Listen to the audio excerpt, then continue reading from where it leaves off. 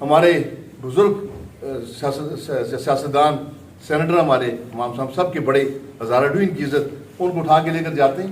اور آج ان کا فیس بک میں نے دیکھا اعظم خان سواتھی کا اپنا ایک پیغام چل رہا ہے. میں سمجھتا ہوں کہ ہمارے سب ہزارہ ڈوئن والوں کے لیے ڈوب مرنے کا مقام ہے کہ اب بھی اگر ہم خاموش رہیں. اس کا اپنا ایک بیان چل رہا ہے سینیٹر اعظم خان سواتھی کا فیس بک کے اوپر.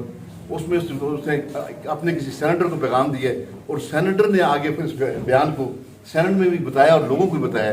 اعظم خان سواتھی صاحب کہتے ہیں کہ جو کچھ میرے ساتھ انہوں نے کیا اس سے بہتر تھا کہ اب مجھے گولی مار. اس کا کیا مطلب ہے؟ اس کا کیا مطلب ہے؟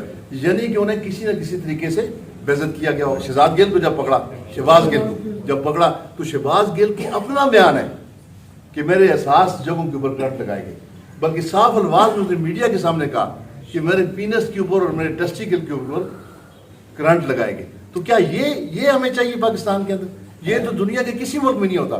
ہاں، صدر پاکستان کے خلاف بات کرنا جرم ہے، ہاں فوج کے خلاف بات کرنا جرم ہے آئین پاکستان کے اندر، لیکن اس جرم کا مطلب یہ ہے کہ آپ اس کے اوپر FIR کریں، اس کو عدالت میں لے کر جائیں، اس کے اوپر ثابت کریں، اسے سزا دیں.